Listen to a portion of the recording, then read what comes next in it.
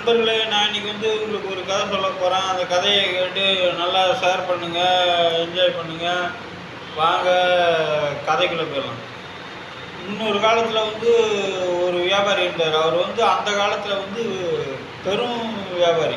ஆனால் அவருக்கு என்னடான்னா, வேலையாளர்களுக்கு அதிக சம்பளம் கொடுக்கக்கூடாது, நம்மளை விட வேலையாளுங்க புத்திசாலியாக இருக்கக்கூடாது. புத்திசாலியாக இருந்தால் அவங்களுக்கு நம்ம நிறையா பணம் தர வேண்டியது வரும். அப்புறம் அவங்க நம்மளுக்கு போட்டியாக கடை வச்சுருவாங்கன்னு அவர் என்ன பண்ணியிருக்காரு, அவரை விட ரொம்ப புத்தி கொஞ்சம் கம்மியாக உள்ளவங்களையா ஒரு வேலைக்கு வச்சுருக்காரு. அறிவாளிகள் இல்லாதவங்களையா வேலைக்கு வச்சுருக்காரு. அப்போ தான் அவங்க நம்ம பேச்சை கேட்பாங்க, நம்மளுக்கு அதிக சம்பளம் கொடுக்க வேண்டியதில்லை அப்படின்ட்டு முடிவு கட்டி அந்த மாதிரி வேலைக்கு வச்சுருந்தார். இப்படியே போச்சு.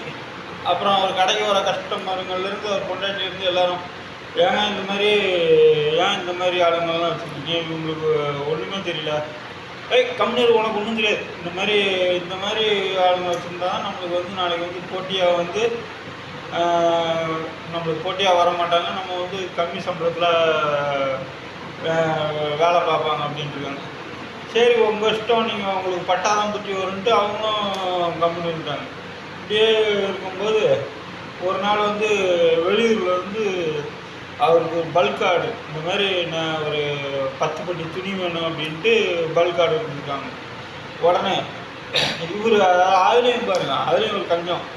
எப்படின்னா 2 ஒட்டகத்தை ஏற்ற வேண்டியதெல்லாம் ஒரே ஒட்டகத்தை ஏற்றிட்டு கூட 2 ஆளுங்களை, அதான் கடையில் வேலை செய்கிறவங்கள, அதான் புத்தி கம்மியில் உள்ளவங்களை கூப்பிட்டு போயிருக்கார். உடனே இதை கேள்விப்பட்டு அவர் பொண்டாட்டி, அவர் ஃப்ரெண்டு, நண்பர்கள்லாம் வேணாம்ப்பா, இவங்க நீ கூப்பிட்டு போக வேண்டாம், நீ போக்குறத காட்டு வழி, இவங்கள கூப்பிட்டு போனோன்னா உனக்கு தான் ஆபத்து அப்படின்ட்டு. இருந்தாலும் சரி அதெல்லாம் அப்படியே 2 ஒட்டகத்தில் ஏற்ற வேண்டியது தானே இந்த சரக்கணும், இல்லை ஒரு ஒட்டகத்துலேயே நான் கூப்பிட்டு போயிடுவேன் அப்படின்ட்டு. சொன்னால் கேட்க மாட்டேங்கிறேன், சரி போ அப்படின்ட்டு சொல்லியிருக்கார். உடனே அவரும் ஒட்டகத்தை எடுத்துக்கிட்டு இவங்க 2 பேரையும் கூப்பிட்டுக்கிட்டு காட்டு வழியாக போய்கிட்டே இருக்கும்போது அந்த ஒட்டகத்தால் பாரத்தை சவுண்ட் பண்ணியும் கீழே விழுந்துச்சு. உடனே அந்த வேலையாளுங்கிட்ட, இந்த பாருப்பா, நான் பக்கத்து ஊரில் போய் இன்னொரு ஒட்டகத்தை வாங்கிட்டு வருவேன், அதுக்குள்ளே மழை கீழே வந்துருச்சுன்னா நீங்கள் இந்த பெட்டி நனையாமல் பார்த்துக்கணும். சரி முதலாளி, நீங்கள் போயிட்டு வாங்க முதலாளி, நான் பார்த்துக்குறேன் அப்படின்னு. உடனே இவரு போய் பக்கத்து ஊரில் போய் ஆலக்கூட போயிட்டார். ஆலக்கூட போன உடனே அங்கே மழை இருட்டி மழை வந்துச்சு.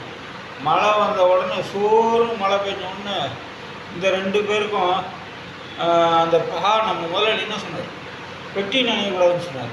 உடனே என்ன பண்ணிருக்கீங்க, அந்த பெட்டியில் உள்ள துணியெல்லாம் எடுத்து, விலைய இருந்த துணியெல்லாம் எடுத்து அந்த பெட்டி மேலே போர்த்திட்டு அப்புறம் மழை நின்றுச்சு. முதலாளியும் ஒட்டகத்தோடு வந்தார். ஒட்டகத்தோடு என்னடா பண்ணி வச்சுருக்கீங்க, இந்த மாதிரி துணியெல்லாம் எடுத்து இப்படி நனைய விட்டீங்களே, போச்சே, என் முதலெல்லாம் போச்சு அப்படின்ட்டு. உடனே அவங்க சொன்னாங்க, நீங்கள் என்ன சொன்னீங்க, பெட்டி நனையக்கூடாதீங்க, அதனால தான் பெட்டி நனையாமல் நாங்கள் பார்த்துக்கிட்டோம் அப்படின்ட்டு. உடனே கொஞ்சம் காசை மிச்சம் பண்ணுறதுக்கு முயற்சிச்சு முதலே போயிடுச்சு அப்படின்ட்டு அவர் ரொம்ப வருத்தப்பட்டார். உடனே அதிலிருந்து அவங்களெல்லாம் நீக்கிட்டு நல்ல ஆளுங்களாக வேலைக்கு. இதுதான் அந்த கதையோட அர்த்தம். நன்றி, வணக்கம்.